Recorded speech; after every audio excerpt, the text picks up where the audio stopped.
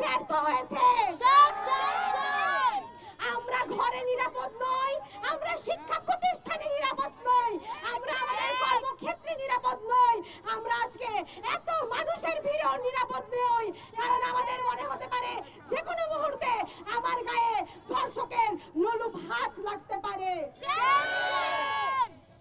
সংগ্রামী বন্ধুগণ, আজকে এখানে এতগুলো নারীর যে স্বতঃস্ফূর্ত অংশগ্রহণ, তাদের একটাই চাওয়া, আমাদেরকে মানুষ হিসেবে দেখুন, ভোগ্যপণ্য হিসেবে নয়, ধর্ষকের পণ্য হিসেবে আমাদেরকে দেখবেন না, আমাদেরকে মানুষ হিসেবে সম্মান দিন।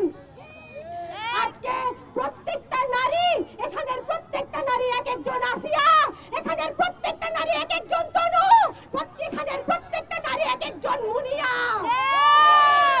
আজকে এই পুরুষতান্ত্রিক সমাজে যে ধর্ষণের, যে বিচারহীনতার, যে নারীর বিরুদ্ধে মুখ উস্কে দেওয়ার যে আগ্রাসন তৈরি হয়েছে এই সমাজে, এখানে প্রত্যেকটা মুহূর্তে নারী হিসেবে বেঁচে থাকার জন্য আমাদের সংগ্রাম করতে হয়। এই সংগ্রামের যে যাত্রা, সেই যাত্রার আমরা একটা সমাপ্তি চাই। জুলাইয়ে সকল নারী নেমে এসেছিল এই দেশকে স্বৈরাচার মুক্ত করার জন্য। আজকে ঢাকা বিশ্ববিদ্যালয়ের সকল নারী এখানে নেমে এসেছে শুধুমাত্র মানুষ হিসেবে তার মর্যাদাটা প্রতিষ্ঠা করার জন্য।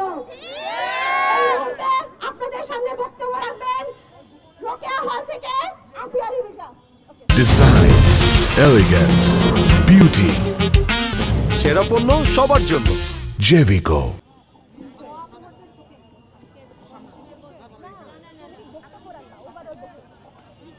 উপস্থিত জনতা, আসসালামু আলাইকুম। সামনে আসেন, এদিকে আসেন। এখানে দেখা যাচ্ছে। উপস্থিত জনতাকে নারী সমাজের পক্ষ থেকে সালাম জানাচ্ছি। আমরা জানি আজকে আমরা একটা বিশেষ দাবিতে এখানে হাজির হয়েছি। আমরা কিন্তু শুধুমাত্র আসিয়ার ধর্ষকের বিচারের জন্য এখানে দাঁড়াই নাই, আমরা সকল ধর্ষকের বিচারের জন্য দাঁড়িয়েছি। আমরা প্রতিদিন পত্রিকায়, অনলাইনে ধর্ষণের খবর পাই, শুনি কোন কোন অপরাধী গ্রেফতার হয়েছে, কিন্তু তাদের বিচার কার্যকর হয়েছে তার কোনো খবর আমরা পাই না। এই রাষ্ট্র ব্যবস্থা, এই আইন ব্যবস্থা ধর্ষকের কোনো কিছুই করতে পারে না। আর আমরা চেয়ে চেয়ে দেখি এবং এই ব্যর্থ রাষ্ট্রযন্ত্রের একটা টুলে পরিণত হই। তাই আমরা আজকের আমাদের এই ধর্ষক বিরোধী মঞ্চের মাধ্যমে আমরা দেশের চলমান নারীর প্রতি যে সহিংসতা আছে সেটার বিরুদ্ধে আমাদের অবস্থান ব্যক্ত করছি এবং এই যে ধর্ষণগুলো প্রতিদিন হচ্ছে সেই ধর্ষকদের বিচার আমরা কার্যকর করতে চাই। আমরা শুধুমাত্র তাদের বিচার দেখতে চাই না, সেই বিচারের কার্যকরটাও দেখতে চাই। আমরা ততক্ষণ পর্যন্ত মাঠে থাকবো যতক্ষণ পর্যন্ত আমরা দেখবো সেই ঘৃণ্য ধর্ষকদের বিচারটা আমরা দেখছি। আমরা আল্লাহ শুধু ধর্ষণের খবর দেখতে চাই না, আমরা তাদের বিচার দেখতে চাই এবং সেগুলো আমরা আমাদের ফেসবুকে প্রচার করতে চাই। শুধু প্রচার করতে চাই না কোথায় কয়টা মেয়ে ধর্ষণের শিকার হলো। ধন্যবাদ। এই পর্যায়ে আপনাদের সামনে বক্তব্য রাখবেন কবি সুফিয়া কামাল হলের শিক্ষার্থী ফারিহা রশিদ ছোয়া।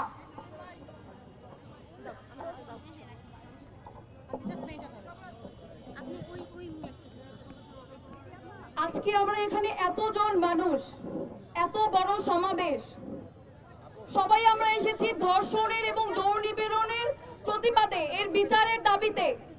কিন্তু যখন ধর্ষণ হয়, যখন জ্বলন্ত পথে ধর্ষণ হয়, যখন উন্মুক্ত পথে রাস্তাঘাটে একটা নারী হেনস্থার শিকার হয়, তখন আমরা চুপ থাকি।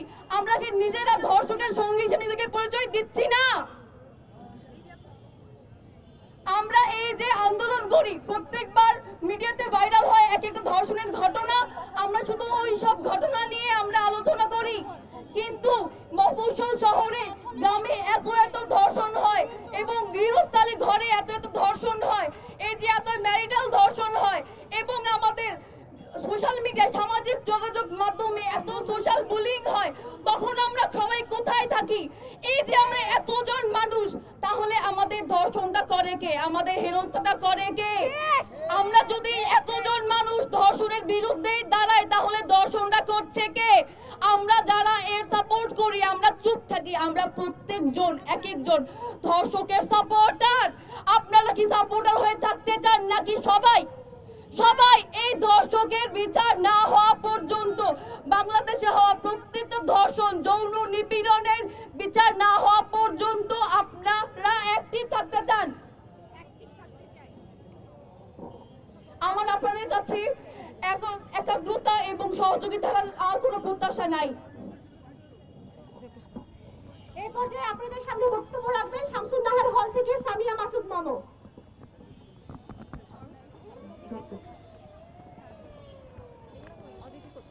সুপ্রিয় উপস্থিতি, ধর্ষণের বিরুদ্ধে এটাই আমাদের প্রথম প্রতিবাদ নয়। ধর্ষণের বিরুদ্ধে এর আগেও আমরা অনেকবার প্রতিবাদ করেছি।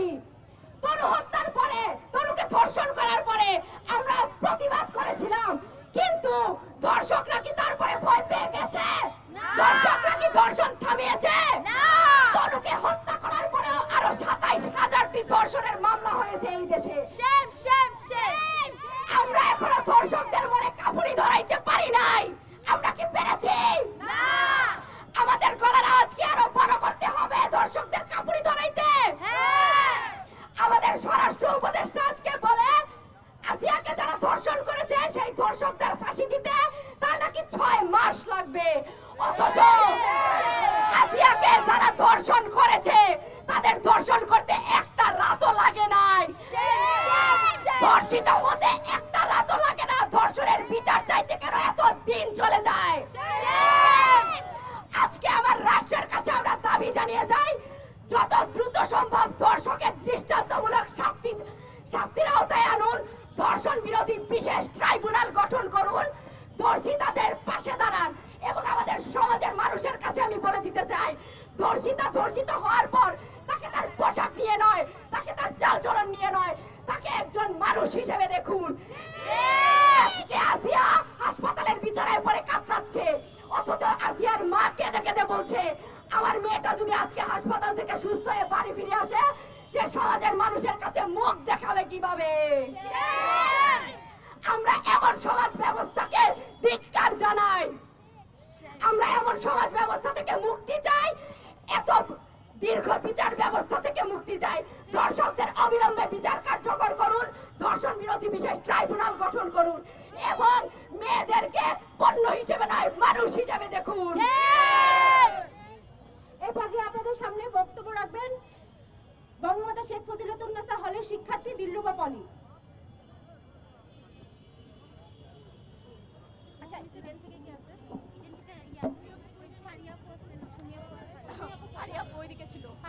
প্রিয় উপস্থিতি, আজকে এই রাজু ভাস্কর্যের পাদদেশে আমরা প্রত্যেকজন একজন আসিয়া, একজন মুনিয়া এবং একজন তনু হিসেবে দাঁড়িয়েছি আমাদের ধর্ষকদের বিচারের দাবিতে।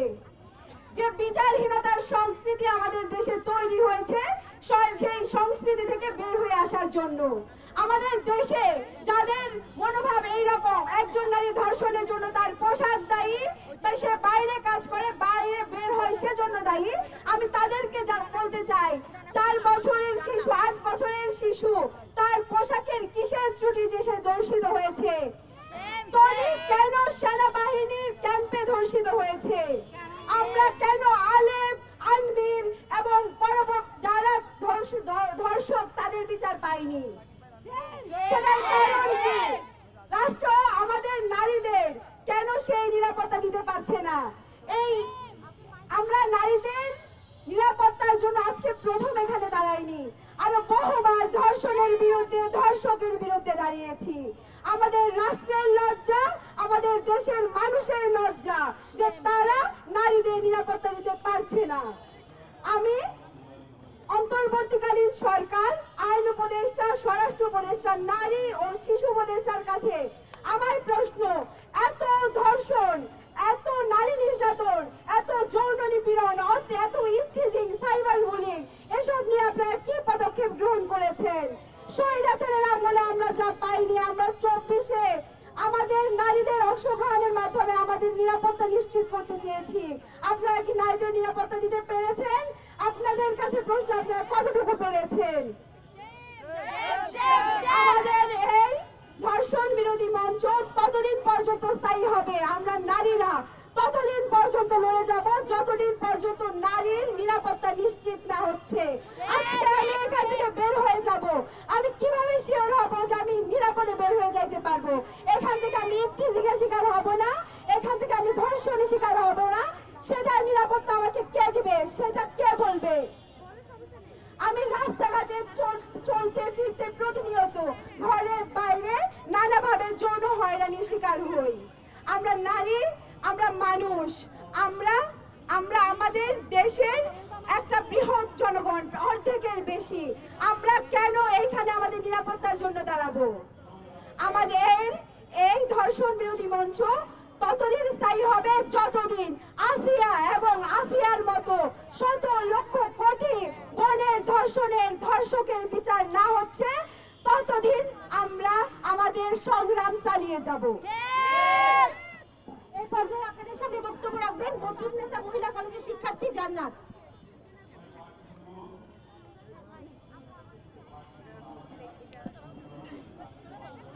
সংগ্রামী বন্ধুগণ, আমার কাছে প্রশ্ন হচ্ছে, আর কতগুলা ধর্ষণ হওয়ার পরে সরকারের টনক নড়বে যে বাঙালি হিসাবে, একজন নারী হিসাবে আমাদের স্বাধীনতা কোথায়? আমার প্রশ্ন সরকারের কাছে, আর কতদিন পরে বিচার ব্যবস্থা কার্যকর করলে আমাদের মেরুদণ্ড উঁচু করে আমরা মেয়েরা রাস্তা দিয়ে হাঁটতে পারবো? আমার প্রশ্ন এখানে যে আমি রাস্তাঘাটে গ্রামে বাসে চলার সময় আমাকে কেউ ইফটিজিং করবে না, আমাকে কেউ কটু নজরে দেখবে না, আমাকে লোলুপ দৃষ্টিতে কথা বলবে না। আমি আর কতদিন পরে স্বাধীন বাংলাদেশে মুক্তভাবে মুক্ত আকাশের নিচে বসবাস করতে পারবো? আমার প্রশ্ন এই রাষ্ট্রের কাছে, এই জনগণের কাছে, এই মা বোনের কাছে, কোন ঘরের সন্তানকে মানুষ করছেন মা আপনি, যে সন্তান রেপ করার সময় আপনার কথা একবারের জন্য মনে করে না? আপনি কোন ঘরের সন্তানকে মানুষ করছেন মা, যে সন্তান একটা মেয়েকে ইফতিজিং করার সময় ভাবে না তার ঘরে একটা বোন আছে? আমি আমার সরকারকে তিনটা আমার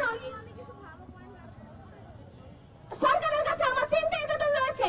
একটি, অনতি বিলম্বে ট্রাইব্যুনাল গঠন করুন, যথাযথ বিচার ব্যবস্থা করুন। দ্বিতীয়, কোন কারণে কোন বিচার অতি বিলম্ব করা যাবে না, অনতি বিলম্বে প্রত্যেকটা বিচার আওতাধীন করা উচিত। আর সকল দোষীকে আমাদের সামনে, জনগণের সামনে এমন ভাবে তাদেরকে শাস্তির ব্যবস্থা করুন, পরবর্তী 100 প্রজন্ম পর্যন্ত জানি মনে রাখে যে ধর্ষকের বিচার কি ধরনের হয়। ধর্ষণ করতে গেলেও যেন তাদের বুক কাঁপে যে আমি আমার বোন, মা, ভাই, নিজের রিলেটিভ সকলের ক্ষেত্রে অন্তত তাদের এইটুকু তলব নড়ে যে আমি কার সাথে এবং কিভাবে কাদের সাথে ব্যবহার করছি। আপনারা মা, আমি মাদেরকে বলবো নিজের ছেলে সন্তানকে মানুষ করুন, পর্যাপ্ত শিক্ষা দিন। যদি শিক্ষা দিতে না পারে ধর্মীয় বিধান দিন, ধর্মীয় বিধান না পারলে শিক্ষকের কাছে দিন, মারুন, পিটুন, কিন্তু সন্তানকে মানুষ করার জন্য যতটুকু পর্যন্ত আপনার পক্ষে করা সম্ভব আপনি ততটাই করুন। একজন ধর্ষকের মা হয়ে বেঁচে থাকার থেকে আমি মনে করি আপনার মরে যাওয়া অনেক ভালো, অনেক ভালো, অনেক ভালো। এই পর্যায়ে আপনাদের সামনে বক্তব্য রাখবেন ইলিয়াস মহিলা কলেজ থেকে সুমি।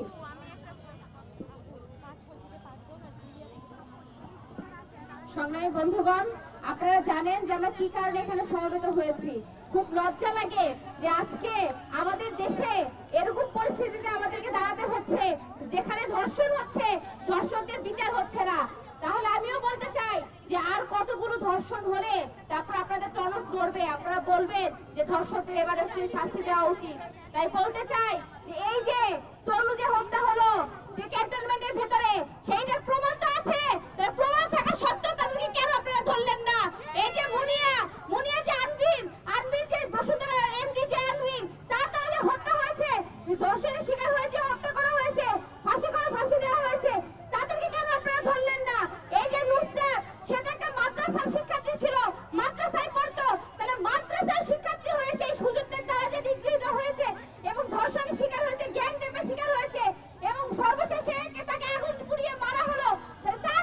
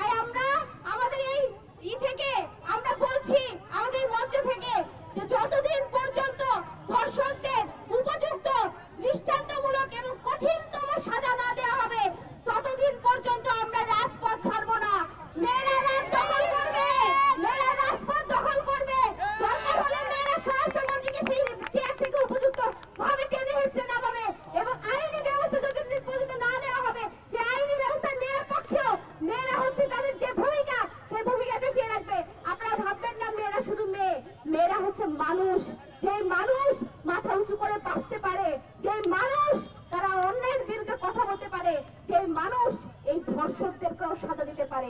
তাই আমরা এমন একটা জায়গায় এসে পৌঁছেছি যেখানে আমাদের সমাজটা পচে গলে গেছে। তাই বলতে চাই যে আমার যে ভাইয়েরা আছে, যে ভাইয়েদের কান পর্যন্ত আমাদের এই বক্তব্য পৌঁছাচ্ছে, তাদের উদ্দেশ্যে বলতে চাই যে আপনারা কখনো আপনার ঘরের বোনকে কি আপনারা ওই চোখে দেখতে পারেন? পারেন না। আপনারা তাহলে আমাদেরকে কি চোখে দেখবেন? আজকে আমরা দেখছি সিনেমায় আজকে যেভাবে নারীদেরকে উপস্থাপনা করা হচ্ছে, সেক্ষেত্রে ভোগ্যপণ্য বানানো হচ্ছে নারীদেরকে। তাই আমরা বলতে চাই নারীদেরকে ভোগ্যপণ্য বানানো থেকে বিরত রাখুন এবং নারীদেরকে পর্যাপ্ত পরিমাণ মর্যাদা দিয়ে মর্যাদা সহকারে একটা পরিবার যেন বড় করা হয় এবং একটা পুরুষ বা একটা ছেলে যাতে ওই নারীকে সম্মান করতে বাধ্য থাকে সেই ব্যবস্থা করুন। কারণ নারীরা হচ্ছে মায়ের জাত। তাই মায়ের জাতকে আপনারা পর্যাপ্ত সম্মান যদি না দেন, ভবিষ্যতে আপনাদেরও সেই একই ঘটনা ঘটবে। তাই এই বলে শেষ করতে চাই। ধন্যবাদ সবাইকে। এরপর গিয়ে আপনাদের সামনে বক্তব্য রাখবেন ঢাকা মেডিকেল কলেজের শিক্ষার্থী রুবিনা আক্তার প্রমীণ।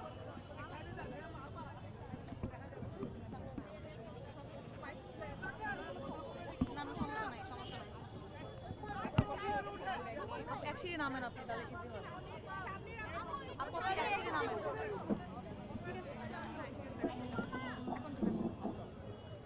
আসসালামু আলাইকুম। আজকে আমরা এখানে যারা জমায়েত হয়েছি তারা ধর্ষণের প্রতিবাদে, ধর্ষণের বিরুদ্ধে এই জমায়েতটা আয়োজন করেছি গতকাল থেকে। এর প্রতিবাদ হচ্ছে আজকে সকালে ঢাকা মেডিকেল কলেজ থেকেও শিক্ষার্থীরা, চিকিৎসকরা এখানে এসেছিলেন ধর্ষণের প্রতিবাদ করতে। আমরা সব সময় এটা শুনে এসেছি ধর্ষণের টিপিক্যাল ভিকটিম যারা থাকে তারা টিনেজ বা হচ্ছে আর্লি এজে যারা থাকে, কিন্তু এখন আমি বলতে চাই একটা 3 বছরের বাচ্চাও সেফ না, একটা 63 বছরের মহিলাও সেফ না। আমি যেমন সেফ না, আমার একটা ছোট কাজিন যে কিনা এখন হয়তো হাঁটতে পারে না সেও সেফ না। ইনফ্যাক্ট আমার মা, আমার দাদি কেউ সেফ না আজকে। ফরেনসিক ল্যাব আমরা জানি যে রেপ ভিকটিমদের ক্ষেত্রে 92% আলামত 2 থেকে 3 বছর পর্যন্ত বডিতে থেকে যায়, কিন্তু এই 92% আলামত আমরা রিকভার করতে পারি না। তার কারণ বাংলাদেশে ফরেনসিক, ঢাকায় ফরেনসিক ল্যাব হচ্ছে শুধুমাত্র 2টা। এই 2টা ল্যাবের মাধ্যমে কিভাবে এত হাজার হাজার ভিকটিমের ফরেনসিক এভিডেন্স হচ্ছে কালেক্ট করা যায়? টাইম ডিক্লারেশন নামে একটা জিনিস আছে। টাইম ডিক্লারেশনের ক্ষেত্রে বলা হয় যে কোনো মৃত্যু পথযাত্রী কোনো ভিকটিমের ক্ষেত্রে সে যে স্টেটমেন্ট দেয় সেটাকে সত্যি হিসেবে ধরে নেওয়া হয়। আমি যদি কাউকে শুট করি সেক্ষেত্রে সে ডেথ মিনিট থেকে যদি আমার নামে স্টেটমেন্ট দিয়ে যায়, ইনফ্যাক্ট আমি শুট না করলেও যদি সে আমার নামে স্টেটমেন্ট দিয়ে যায় আমাকে চার্জ করা হবে। তাহলে ডেথ মিনিট থাকা একটা পেশেন্টকে টাইম ডিক্লারেশনকে যদি স্টেটমেন্ট হিসেবে নেওয়া যায়, একটা রেপ ভিকটিমকে কেন তার স্টেটমেন্টকে ডিক্লারেশন হিসেবে ধরা যাবে না? 8 বছরের একটা বাচ্চা কাঁধে ফাঁসানোর জন্য মিথ্যা কথা বলবে, তারপরে পাবে তার মা বোন অসহায়, কিন্তু এখনো কেন তার রেপ ভিকটিমকে ধরা হয়েছে আমি মানে, কিন্তু সেটা বিচার কার্যকর হতে এখনো এত সময় কেন লাগবে? এখনটা খুলে গেছে। খুলে গেছে মাইকের পিন লাগান। ওই মাইকে কি হয়েছে? মাইকের পিন লাগান বাবা। মাইকে কি সমস্যা হয়েছে? বলেন আসছে। আমরা এখানে কেউই ধর্ষণকে সাপোর্ট করি না, ধর্ষণ তো বাদে ইফতিজিংকে কেউ সাপোর্ট করি না। আজকে আমার বোনেরা, আমার মা বোনেরা আজকে পাবলিক ট্রান্সপোর্টে সেফ না, তারা পাবলিক ট্রান্সপোর্টে বসে থাকতে পারে, দাঁড়াতে পারে, কেউ না কেউ তাদেরকে হ্যারাস করে। তাহলে আজকে যারা ইফতিজিং করছে তারা 1 মাস পরে, 1 বছর পরে বা 10 বছর পরে যে রেপ করবে না বা হচ্ছে কাউকে হচ্ছে ভিকটিমাইজ করবে না, তার কি গ্যারান্টি? আমরা আজকে ইফতিজারদের কালো হাত যদি ভেঙে দিতে না পারি তাহলে তাদেরকে ধর্ষক হওয়া থেকে আটকাবো কিভাবে? এর শাস্তি হতে, এর বিচার হতে আর কতদিন লাগবে? আমরা চাই আমাদের এই একজন আসিয়া, একজন তনু, একজন মুনিয়া, এরা প্রতীকী। এদের বিচার কার্য যথাসম্ভব দ্রুত কার্যকর করার মাধ্যমে বাকিদের বিচার কার্য পুনরায় তদারকি করা হবে, পুনরায় তদন্ত হবে। আমি চাই না আমার কোনো মা বোন ইফতিজিং কিংবা ধর্ষণের শিকার হওয়ার পর দেখো যারা হচ্ছে এখানে কালপ্রিট তারা কোনোভাবে তারা ফ্রিলি রাস্তায় ঘুরে বেড়াচ্ছে, এটা আমি চাই না আমার কোনো মা বোন দেখতে হয় তাদেরকে। সময় শেষ। তোমাদের হল থেকে তোমরা আমার বক্তব্য শেষ করছি। ধন্যবাদ। এবার আপনাদের সাথে বক্তব্য রাখতে যাচ্ছি ঢাকা বিশ্ববিদ্যালয়ের শিক্ষার্থী। আসসালামু আলাইকুম। ইতিমধ্যে আমার বোনেরা সকল কথাই বলে দিয়েছে আমাদের তরফ থেকে। মাননীয় শিশু ও নারী বিষয়ক উপদেষ্টার কাছে আমি একটা প্রশ্ন রাখতে চাই।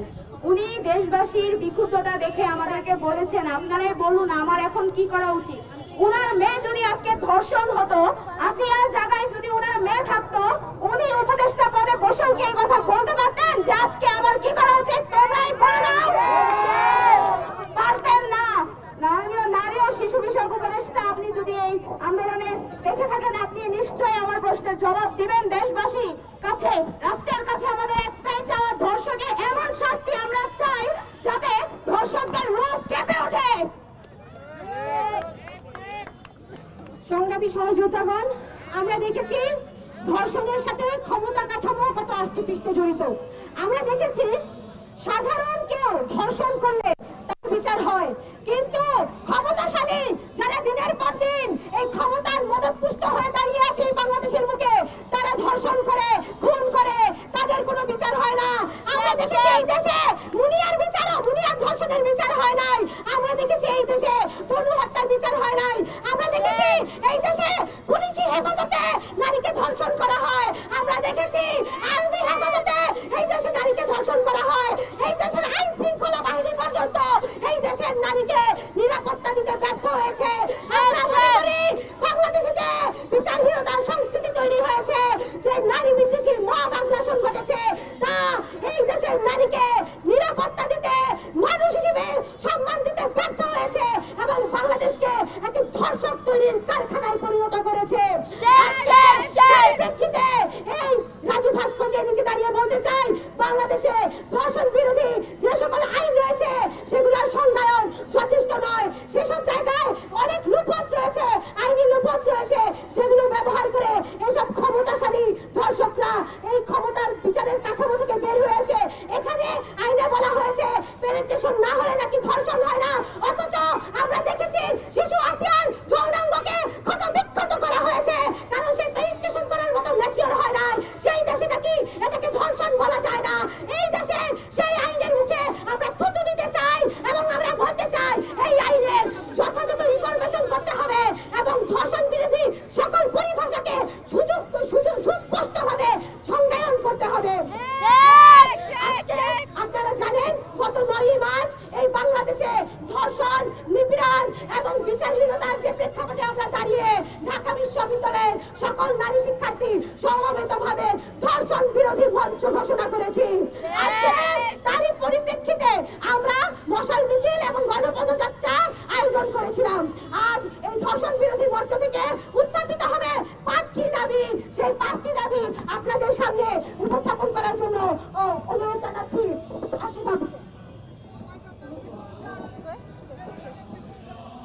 আপনারা জানেন গত 9 মার্চ আমরা এই রাজু ভাস্কর্যের পাদদেশে দাঁড়িয়ে আমরা ধর্ষণ বিরোধী মঞ্চ ঘোষণা করেছিলাম। আমরা চাই না বারবার ধর্ষণের জন্য, ধর্ষকের বিচার চাওয়ার জন্য বারবার রাজুতে এসে দাঁড়াতে হবে, বারবার আমাদের গলা ফাটিয়ে চিৎকার করতে হবে, বারবার কোনো ধর্ষিতা ঢুকরে কাঁদবে, কিন্তু ধর্ষকের বিচার হবে না। আমরা সংস্কৃতি থেকে বের হয়ে আসতে চাই। আইনের যত পার্থক্য আছে আমরা সব আইন সংস্কার চাই। আমরা আজকে আমাদের এই ধর্ষণ বিরোধী মঞ্চ থেকে 5টা দাবি ঘোষণা করতে চাই এবং পরবর্তী কর্মসূচি ঘোষণা করা হবে। আমি প্রথম 2টা দাবি উপস্থাপন করছি এবং পরবর্তী 3টা দাবি সহ আমাদের আগামী দিনের কর্মসূচি ঘোষণা করবে মোমা ফাতেমা। আমাদের প্রথম দাবি হচ্ছে আসিয়ার মামলার ক্ষেত্রে বিশেষ ট্রাইব্যুনাল গঠনের মাধ্যমে 7 দিনের মধ্যে তদন্ত রিপোর্ট জমা এবং 1 মাসের মধ্যে আসিয়ার ধর্ষকের বিচারিক প্রক্রিয়া সম্পন্ন সাপেক্ষে সর্বোচ্চ শাস্তি মৃত্যুদণ্ডের আদেশ নিশ্চিত করতে হবে। চলাকালীন আসিয়ার পরিবারের নিরাপত্তা নিশ্চিত করতে হবে। আমাদের দ্বিতীয় দাবি, প্রত্যেক ধর্ষণ মামলার বিচারে বিশেষ ট্রাইব্যুনাল গঠন করে দ্রুত মামলার বিচার কার্য সম্পন্ন করে সকল ধর্ষণ বিচার নিশ্চিত করতে হবে। 3 কার্যদিবসের মধ্যে বিশেষ ট্রাইব্যুনাল গঠন করে দ্রুত বিচার প্রক্রিয়া শুরু করতে হবে। বাকি 3টি দফা এবং আগামী দিনের কর্মসূচি মোমা ফাতেমা ঘোষণা করবে।